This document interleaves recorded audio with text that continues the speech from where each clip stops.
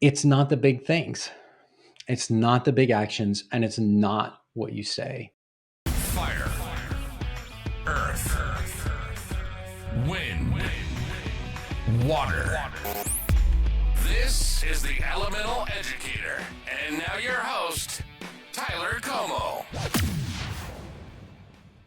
Hello and welcome to the Elemental Educator Podcast. I'm your host, Tyler, and today we have a special guest that elevates educational and leadership expectations with reclaiming purpose.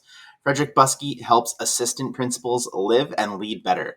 Building on 32 years of K-12 and higher education leadership experience, Dr. Buskey provides simple frameworks and tools to help school leaders spend less time putting out fires and invest more time in growing teachers.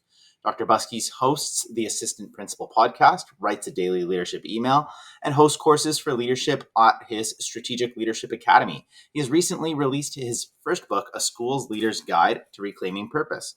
Read more about Dr. Buskey on his website and connect with him on LinkedIn. Welcome to the Elemental Educator Podcast, Frederick. It's a pleasure to have you here. Tyler, thanks so much. I'm looking forward to this. Absolutely. I want to just start by unpacking your story. So how did you get to where you are now? Wow. I think there's about... I know, let's just throw it all at you at once, hey? Yeah, there's about 10 stories that go with that. But I think the one that is really driving my work now and that drove me to write the book is an experience I had when I was still at Clemson University. I was out doing some intern supervision. I coordinated the principal licensure program. And it was an early day in April in rural South Carolina. I walked into a school, elementary school, checked in on my intern, and then stopped by to see the assistant principal. I walked in her office, and have you ever had that experience where you walk into somebody's space and you can immediately tell that something's wrong, right? Oh, yeah. Cheeks are flushed, her hair's all out of place, her desk is a mess. And I said, Kelly, what's going on? And she held up this stack of yellow slips and she shook it and she said, it's 10 o'clock in the morning. I have 7 office referrals. Every one of these referrals is going to take me 30 to 45 minutes. My day's over. And she was almost in tears. She said, I plan to get in and work with some teachers. And now all I'm going to do is discipline all day long. And I thought for a minute and I said, Kelly, of those 7 discipline referrals, how many of them are more about the teacher than about the student? And she paused and she said 5. So 5 of those 7 referrals were really about teachers and their ability to manage the classroom and handle student misbehavior. 5 out of that 7. Kelly had a couple years under her belt already. She was smart. She was passionate about instructional leadership. She knew inside that this was the cycle that she was trapped on, right? If she could grow these teachers, then she could get out of the cycle, but she had no idea how to get out of that cycle. I left that school and I just sat in my car and I just thought, this is a tragic situation. And in many conversations with many assistant principals and principals, you hear this same pattern repeated over and over. And if I hear one lament that's consistent at the end of each school day from school administrators, so often it's, I didn't get into classrooms today. I wanted to work with teachers today. And it always seems like that's the last thing that is on the list. And so it is the thing that consistently doesn't get done. So thinking about how do we flip that script has just been the big motivator for me. So what drove you to that in the first place? Why decide to how did you get to that point where you're walking into that room? Oh, you want the real backstory? Yeah. Yeah, so I started out many years ago. I was going to be a major college football coach. I played Division II football on the West Coast and went to Ohio State to be a graduate assistant. And my second year at Ohio State, our head coach got fired. Everybody got fired. And I decided at that point that I didn't want my career to be dependent on the decision of 18, 19, and 20-year-old young men. My wife and I had met by that point. So I went ahead and got my teaching my K-12 teaching certificate in physical education, and we went overseas and taught, came back to the United States, taught special ed for a couple of years, and then moved into middle school history. And that is probably the favorite chunk of my teaching career because I was part of a really high performing middle school team. So we had our science teacher, language arts, reading, special ed, and we collaborated and we did these really big thematic units. And to me, that was like, that's what education should be. But Tyler is probably familiar when you push the boundaries like that, you start to create some tension within the school. And we had a big block of our teachers who really wanted to be a traditional junior high school. And then we were in this middle school space, really pushing out the boundaries. And then there was a group of teachers in between. And so it started to create a lot of tension. And just some multiple experiences in that process made me want to learn about more about organizations, how they function, what the role of leadership is, and specifically how leaders can manage the whole change process. So I was getting really frustrated. I had a mentor at that point in the county next door who brought me next door to district office and encouraged me to get my doctorate in education, specifically in organizational change. So that, and then you figure out where do you go from there, and university made a lot of sense to me. That's very cool. And to hear that it's rooted in just a perspective of seeking to understand and wanting to know more in the way things operate. We're going to have a very cool conversation later down the road, I can tell, because I'm in my doctorate around, typically, I would say it's around policy change, but I guess I can sum it up under organizational change as well. So I think there's a very powerful conversation in the works here coming up. So did you have a validating moment either as a teacher or your first steps into your doctorate where you were like, aha, this is the right decision for me? For in the doctoral program? Sure. Yeah. Yeah, I think our front end of that program was a lot of reading, and this is 1990s, and in ed leadership in the 1990s there's actually not a whole lot of ed leadership stuff, so we're reading a lot of business books and business journal articles, and so it's all about the almost this great man, right? The person that goes in and drives change, and the emphasis on culture, some emphasis on servant leadership. But I had all those readings, and then I had our ethics class, and I read an article in our ethics class called On Caring by Milton Myeroff. It's available as an article and as well as a short book. It is super dense, right? It's written at a really high level, but I devoured that. I think I read it 2 or 3 times. And what Myeroff said is, if you really care about somebody, then you focus on trying to help them grow in the direction that they want to grow. And you try to help them grow to fulfill their aspirations. And this was really monumental at that time for me because I was really intense, and I was always trying to get people to grow in the direction that I thought they should grow because I thought I had all the answers. And and yet I thought of myself as a caring person. And so Meyerhoff said to me, if you really care, you're going to give up your agenda and you're going to start paying attention to their agenda. And I think the fundamental lessons that I learned at that point in time actually infused the core of what I do today. I love that. That's so powerful. And 2 points to that. There's still not a lot of research out there today on that middle area in education, that principalship role. And so it is coming out there. Hopefully we get more in the future here soon. Hopefully we can contribute to that.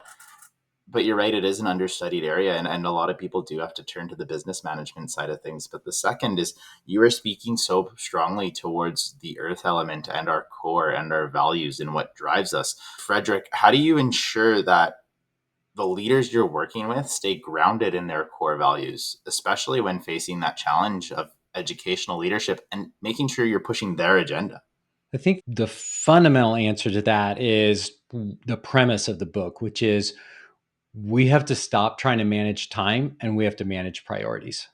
If you could do one thing that's going to shift you into being able to pursue your values.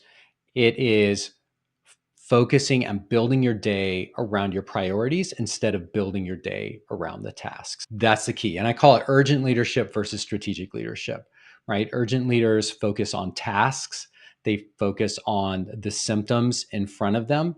They're driven by that kind of churn and just what's happening and running around putting out fires. And then they confuse action for progress. So they think as long as I'm doing something, right, then that's a good thing. Leaders focus on people, not tasks.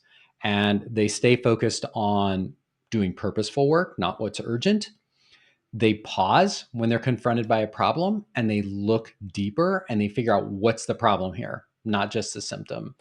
And then they focus more on progress than just on action. So, what is something that I'm going to do that is actually going to make this better? And I think one of the places where I'm a bit contrarian with education is as leaders, I don't think we should be doing big change. Very rarely should we be doing big change.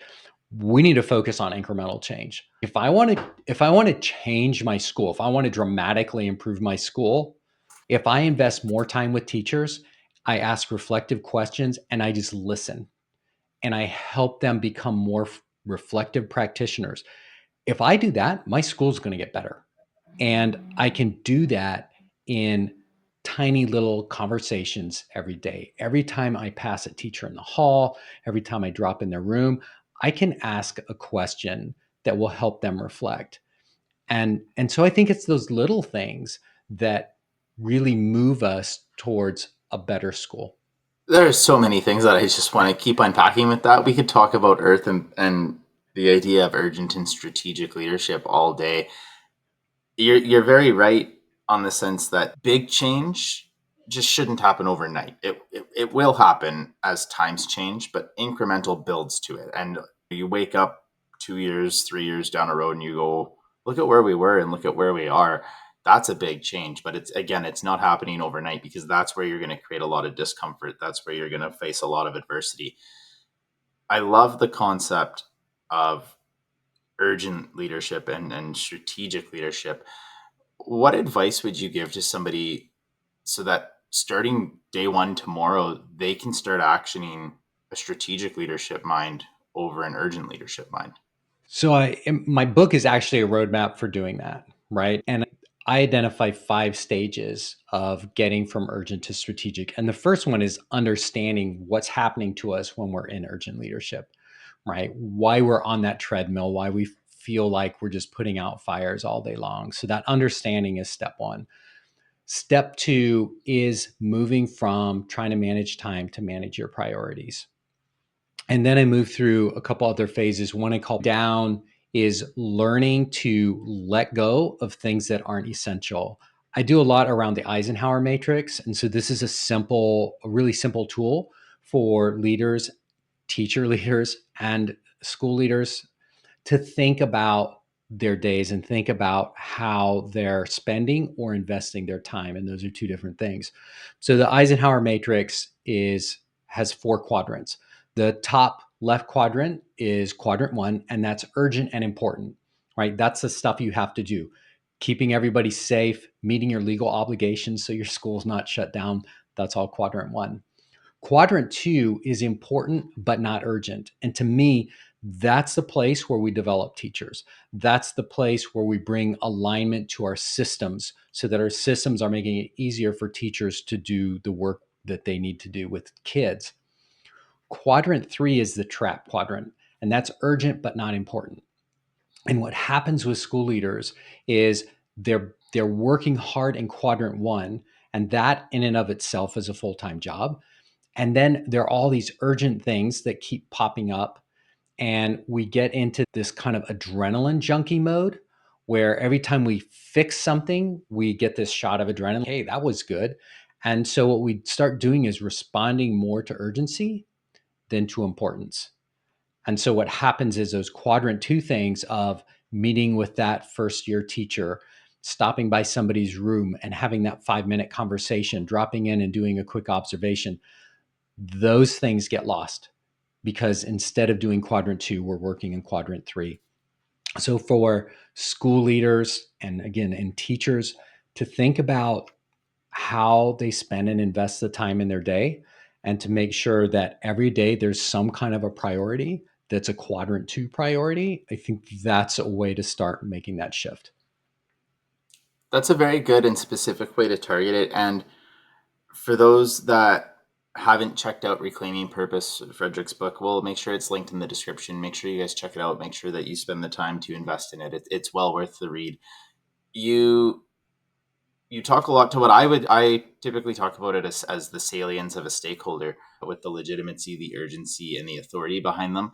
And you're absolutely right on this conversation here. We find that we spend a lot of our time handling the urgency that's often not backed with the legitimacy and the authority to be handling the urgency. And the reason for that is you are dealing with emotion when you're dealing with urgency in a school. You're dealing with families, you're dealing with teachers, you're dealing with kids, and you're dealing with people that are either frustrated, overwhelmed, confused, or angry about something. And they're expressing that. And it's so hard to not take it personally, because as soon as you start to take it personally, you start responding to those urgent matters, even though they might not be the important matters you need to respond to. In your experience, what would be some of these essential qualities that make leaders really value this groundedness?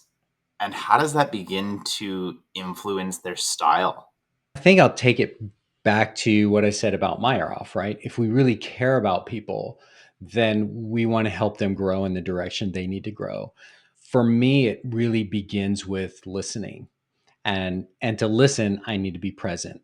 And I think about presence as being both time or physical presence, but also our attention. Because we can be together right now and I can have 25 thoughts. I can think about what do I need to do after we get off this call and blah, blah, blah. And then I'm not fully present. If as leaders, we really focus on being present for our teachers, being present for our students, for our families, and we want to help them grow in the direction that they want to grow, that means that I'm going to ask questions that uncover that. And because I'm present, I'm going to listen. And here's the thing: I think leaders really need to understand the value is in the presence. The value is in creating space to reflect, not in answering, not even in responding. So if I can help people to unpack the things that are happening with them, I can learn about them, but I'm also helping them learn more about themselves.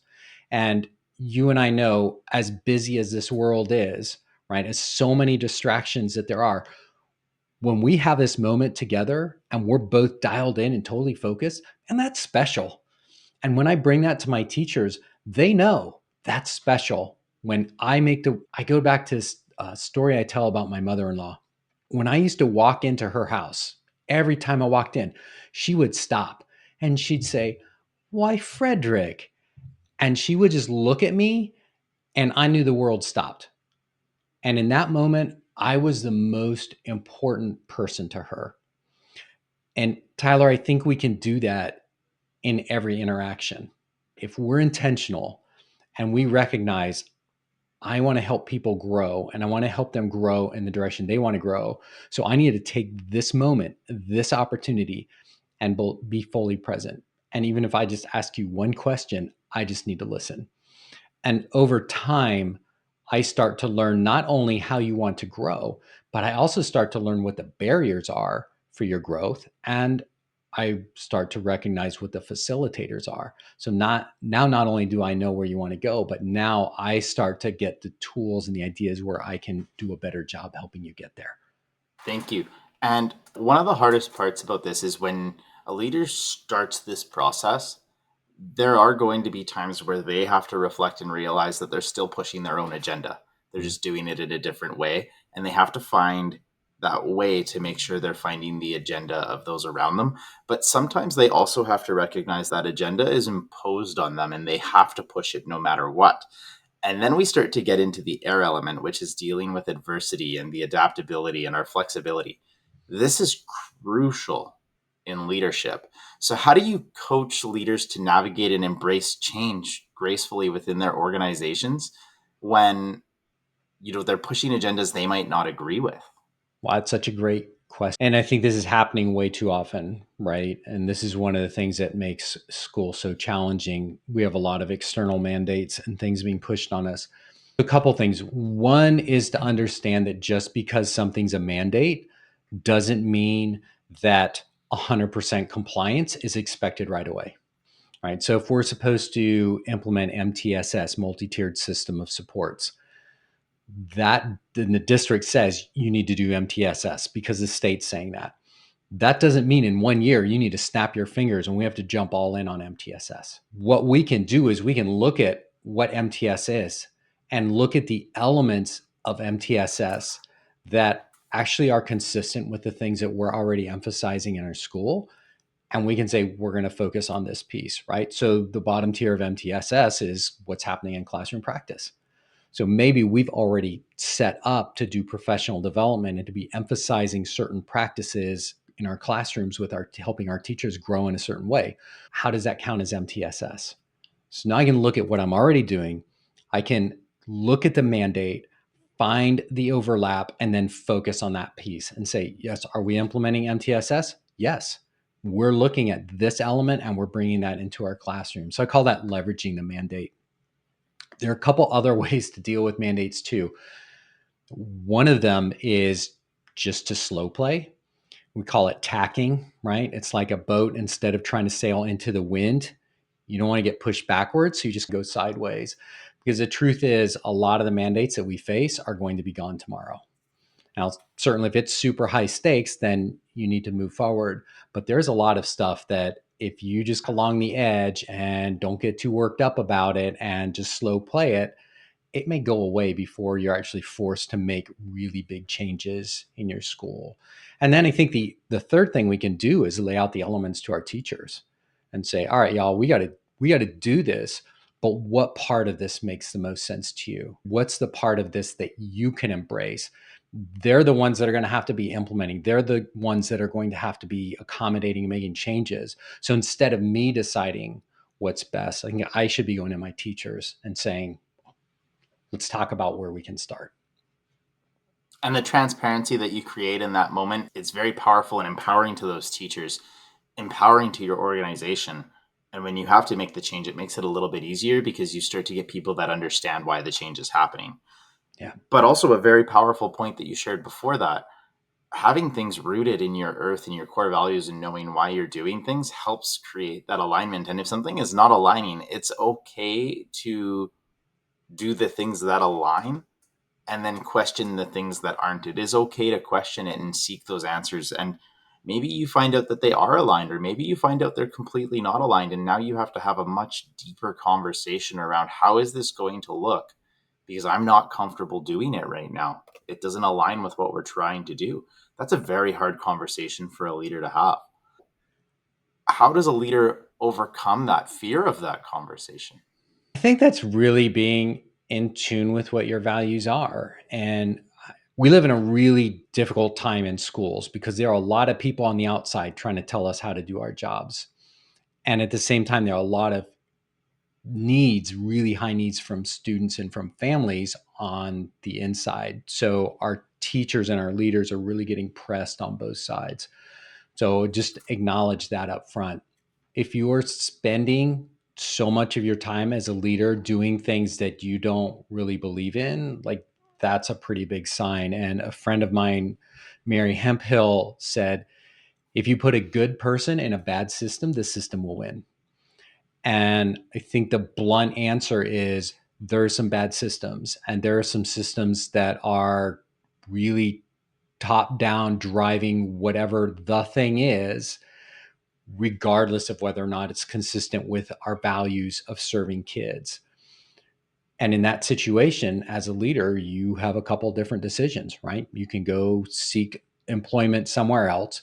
You can cave, or you can begin to make a stand. And there are different ways to do that, right? If you're just tacking and going along the edges and slow playing everything, that's doing something to retain your values and retain what you believe in.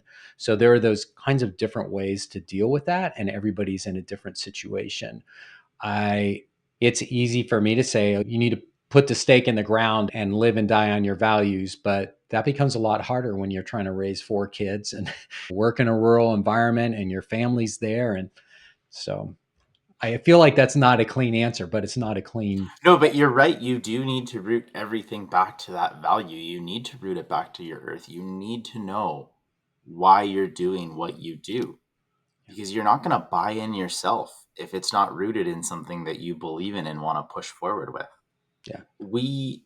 We're tiptoeing the dance between air of facing adversity and water of actually that implementing a change process and starting the movement of an organizational change.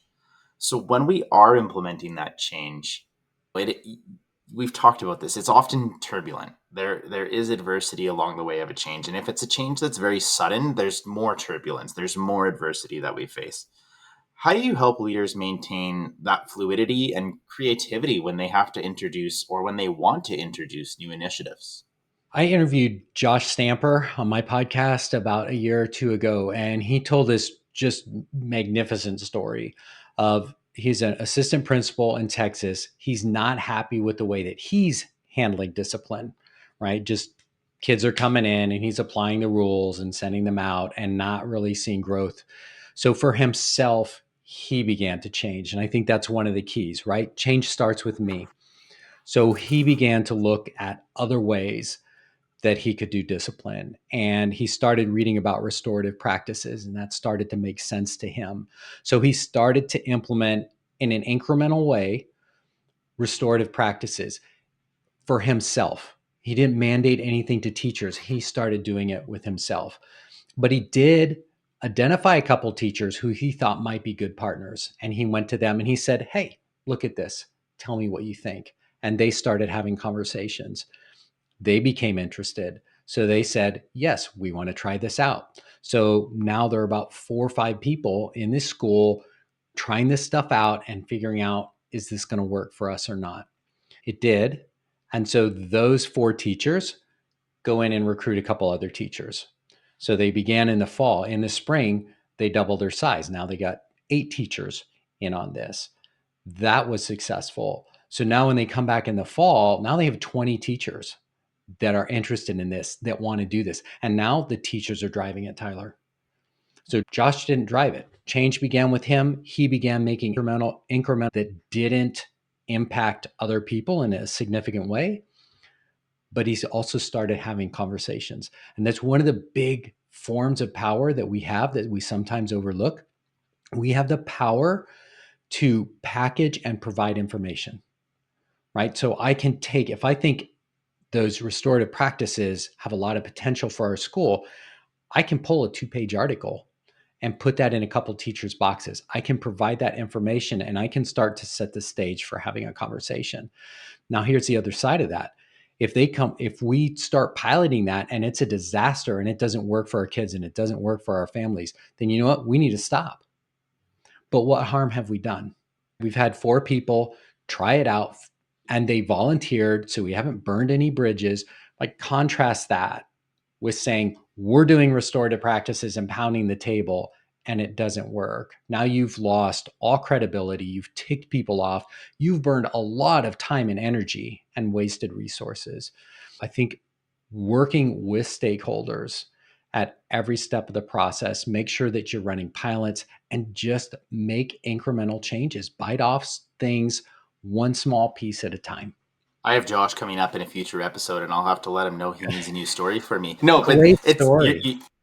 it sounds like it, and it's rooted again in something very powerful, which is that incremental change is the important way to go about change. Sometimes I have to say this part too. When you're talking about this buy-in that you get and you're starting small with a pilot, I keep thinking back to in any leadership class that you've ever been a part of. What resonates with me is they've always shown me this one video, and it's this person that starts dancing at a festival. Oh, yeah. And then, okay, so you've Yeah, seen the video, okay. and then next thing you know, 3 people come and dance, and then 4, and then now you have 10, and it's become a movement. And at that point, the first dancer can step away and start watching. Right. And that's really important, because the dance is going to continue without them. And that's essentially leadership in a nutshell. Is you need to get to a point where you can show people the way, but then you don't need to be there for them to continue. They can continue on their own. And they should be able to replace what you're doing eventually because you've done a good job at leading them that way. Yeah. And because they wind up driving it, you're the facilitator.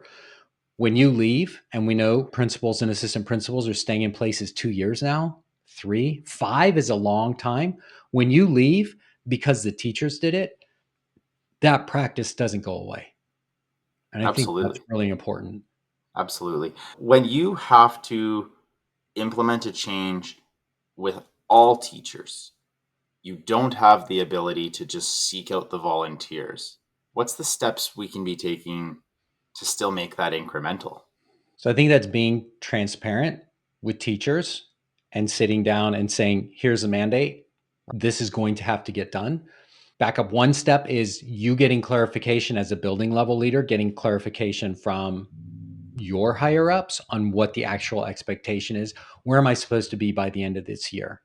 Right? Back again, the district probably does not expect you to implement all tiers of MTSS in 6 months.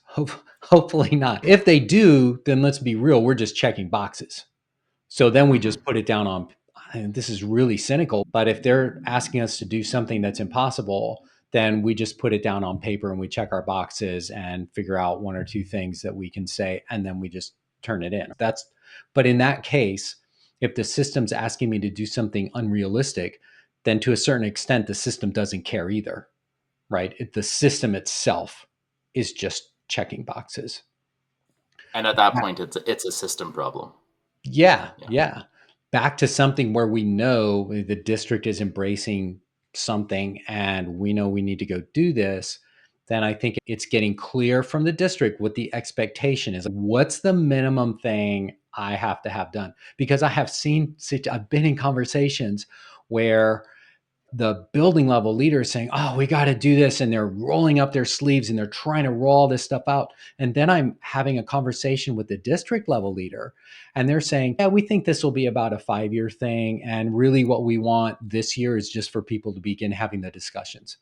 The district leader thought they were saying we're going to begin this. And the building level leader heard, you need to get this done. Right. So let's make sure as building level leaders that we're clarifying. And also, if we have evidence and we can make a case, we need to be able to push back. So we need to be building the relationships with our area superintendents or our supervisors where we can have the honest discussions and come back and say, hey, here's what you're asking us to do. Here's where we're at now. We need something different. And I'll say the same thing that I tell teachers: don't go to your principal with a problem, come with a solution. So if as a principal you feel like there's this mandate that's really going to stress out your school, figure out a solution to that. What's the piece that you can embrace? So when you go up to clarify, say, would it be okay, right? Here's the situation, here are my concerns, but I think we can do this. Do I have permission to do this? Can I do this piece of it?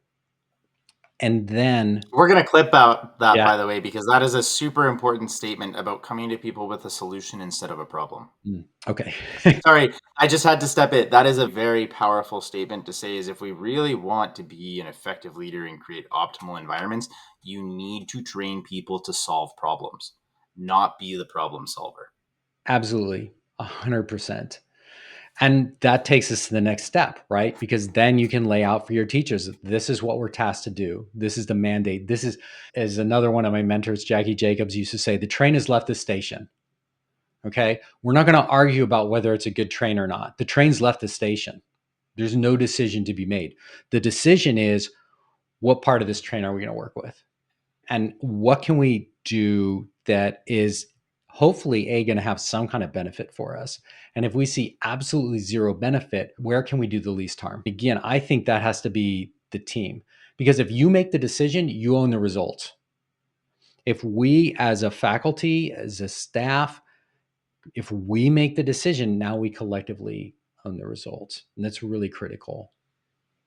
And when you start to add transparency and put the word we behind things, you start to empower the people that are around you, and you start to promote innovation and you start to promote creativity. With that, we start to play with the fire element and we start to talk about the risks in the decision making.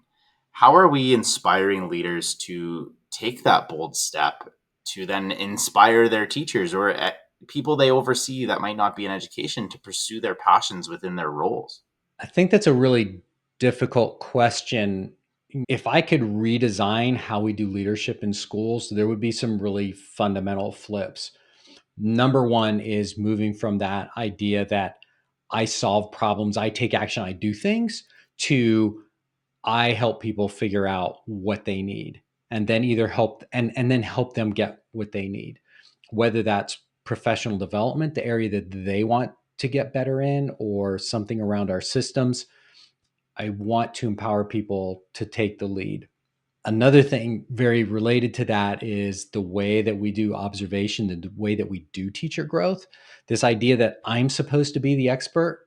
Like I was physical education and social studies. The idea that I'm going to go into a chemistry class and I'm going to tell that teacher what they need to get better at. I'm going to leave them that little note that says you should think about, and then I'm never going to come back and help them actually learn how to do that. In what universe does that make sense, Tyler? Right? I like to show this lesson to assistant principals of this kind of old codger, old school social studies teacher in high school. And he just gets in and he does this lecture, and every aspect of the lesson is a train wreck, every aspect. But if I ask 10 assistant principals, what is the number one thing that teacher must work on? I get 5 different answers. And that tells us, and the research backs up, school leaders are not particularly good at diagnosing what the most important issues are when we observe a class. And that's not our fault. Very few people have had that kind of training. So, what that leads me to say is it doesn't matter. If 10 of us come up with different ideas, then really it doesn't matter. What's important is the teacher starts on the journey of becoming a better teacher. So, why can't we go to that teacher and just say, hey, let's talk about your class. Let's talk about how you feeling about teaching right now, right? Are you happy? Are you enjoying your teaching? And when they start to talk about the pain points, let's give them the space to keep talking about it. And then in the end, we say, okay, you've mentioned several things. I think one of the things I keep hearing you say is you want your students to be more engaged. If we could do something around that and your students could become more engaged, would you like that? Would that be good for you as a professional? And they say, yes. Now all of a sudden I'm the partner, right? I'm helping them. And even if student engagement is not the most important thing, that's okay, because that class is still going to get better if we can increase student engagement. And I'm going to create trust and I'm going to build some capital with that teacher so that we can continue to move forward and continue to grow. I said before we got on, I want to have discussions, Tyler, and I just feel like I'm running my mouth. No, this has been powerful. And you know what I'm getting from this is if school principals and school leadership had a side hustle, they would become the best car salesmen in the world because they have to do a really good job of getting people around them to reflect and buy in truly. And they would be so good at selling something to somebody because they have to sell improvement in their school every single day. Now, with that, I think of two very important things. Whenever a teacher comes in to talk with me, my response is always, I can absolutely come in and help you on this. You need to be aware that when I'm doing that, I'm taking power away from you in your classroom. I'm taking away authority. People in your room, in your setting, the parents of kids, the kids themselves, they want to view you as an authority figure. And if I'm coming in and dealing with the student discipline, if I'm coming in and having to do the parent communication, they're going to continue to come to me and you're now going to feel undermined. So it's up to you what power you want. My job is to help facilitate you in your communication plans, but ultimately, I'm not here to take your power away. And that's a really important thing that leaders need to remember too, is if you solve the problems, again, we're coming back to problem solving, but if you solve everyone's problems, you're going to become the sole reliance and you're going to burn yourself out. And you're going to do it ineffectively and you're not going to do it in a way that is best for kids, which brings me to your second point.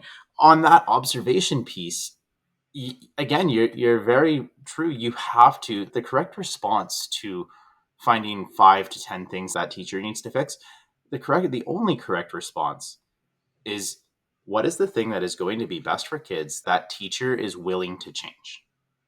Because I can find 5 things that teacher needs to change, but 4 of them they might never want to do and not want to touch. You need to find the thing that they're willing to work on. And it's so powerful to listen to them because you hear their story, their frustration, and now you found what they're willing to work on. Yeah, absolutely. And let's take this one step further. So I'm going to tell a story, and it's in my book. I have permission to tell this story. In 2020, my wife lost her mom suddenly. She'd been in a long illness, but suddenly passed away on Halloween 2020.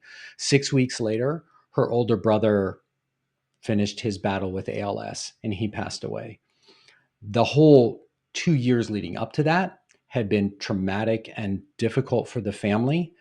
And that spring, my wife was a shell of what she had been in terms of her teaching and what she was bringing to the classroom because she was just trying to emotionally survive.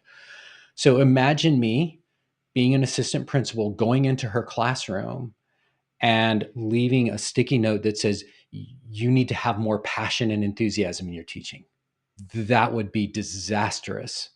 Imagine the other side of it, where I'm always checking in with my teachers. I'm asking them reflective questions, and I know what's happening in her life. And I'm sensitive to that.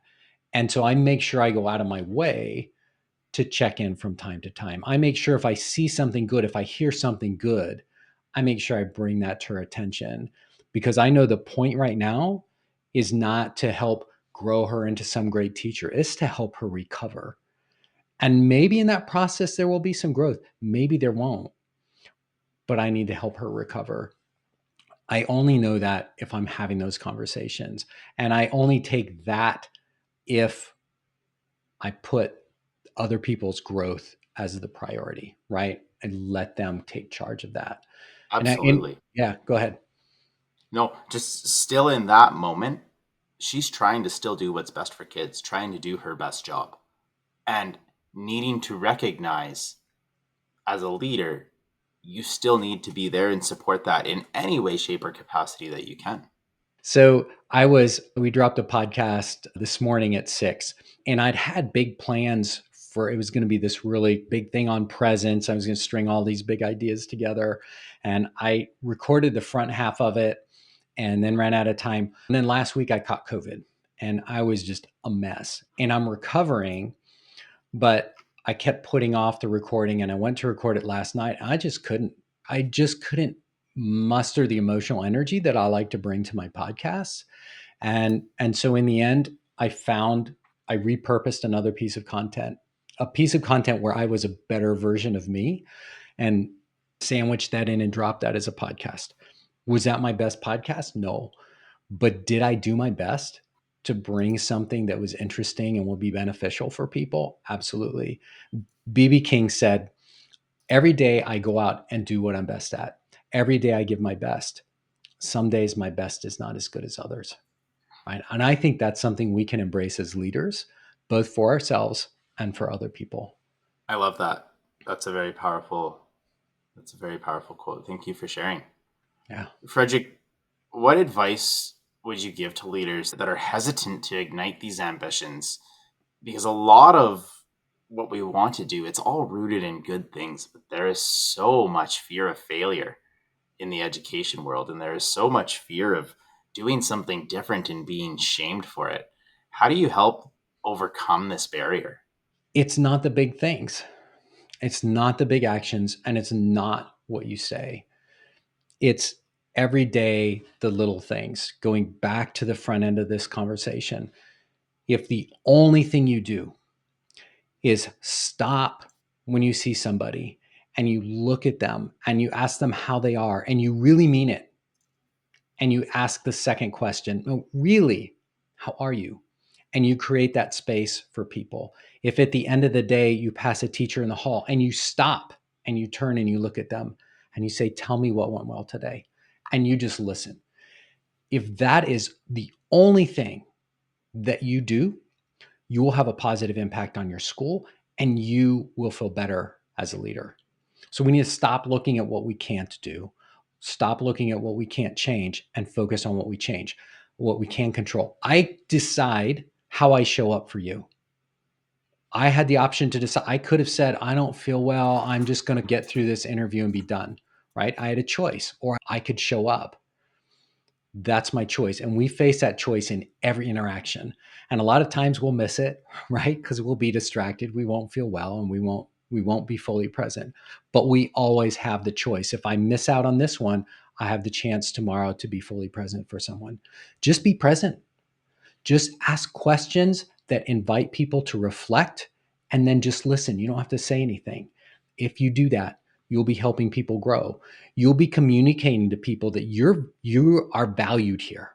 I respect you. I appreciate you. I trust you. Like, that is huge work. That's the hard work. Just do that every day. And the really cool thing is, if I show up for you and I hear you reflect on something good, I'm going to feel better too. Don't make it the big stuff. Just focus on the small things.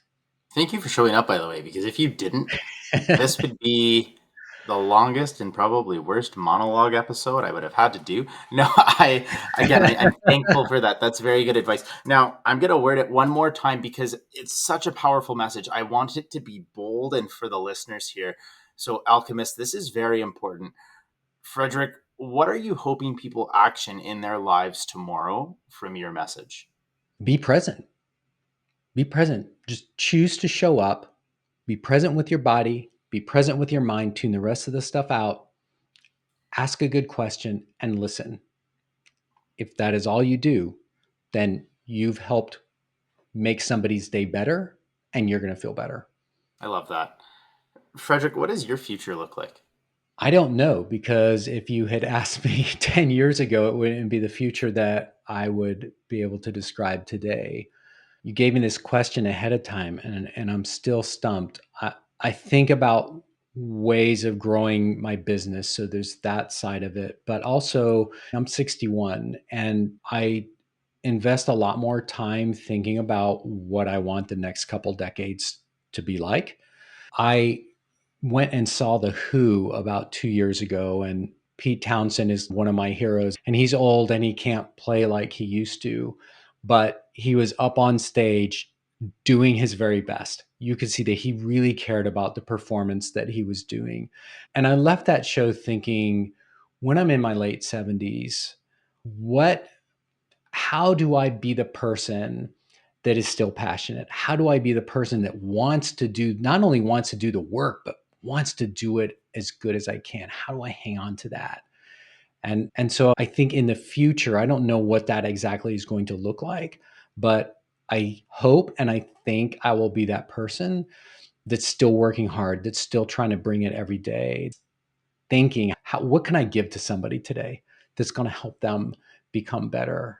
And that hopefully my performance is still good. I hope that's a good enough answer. And if it's your future, it's your response. It's a great answer, Frederick. And if it's rooted in your earth, it's going to be something successful. I was half hoping to hear that you were inspired from the concert to become a rock star, and we would see that in the next 10 years, Frederick's name on tour. That would have been something a little extra powerful. Although maybe we could have found a way to still root that in your root of serving others and having some servant leadership in there. Frederick, how can our listeners get in touch with you if they have more questions? I love hearing from people. So people can email me at frederickbuskey.com. An easy way to find me is on LinkedIn. I'm on LinkedIn every day. So if people want to find me on LinkedIn and do a friend request and do direct message, I love hearing from people. I've made a lot of friends that way, and it's great. So LinkedIn, website, frederickbuskey.com. I think those are the big things. Tyler, I do a daily leadership email. It's 300 words or less. It comes out every day at 6 a.m. A lot of the things we talked about today, I do those, and I'm able to hit them over and over again in little snippets in slightly different directions. So I just throw that out there. If people enjoyed hearing some of this stuff today and you'd like to have some reinforcement on those messages, get over to my website and there's links to my daily email. And the consistency is so important, because hearing a good message one time isn't going to start a change process. You need consistency in that change process. That's a whole nother conversation, though. Alchemists, you heard it first here. Frederick at Frederick Buskey. frederickbuskey.com is the email to get a hold of Frederick. Frederick has his book, Reclaiming Purpose, coming out. I'm your host, Tyler. This is the Elemental Educator Podcast. Thank you so much for tuning in. You've been listening to the Elemental Educator. We hope you've enjoyed the show. Make sure to like, rate, review, and subscribe. We'll be back soon, but in the meantime, find us on Instagram, Facebook, and X at Elemental Educator.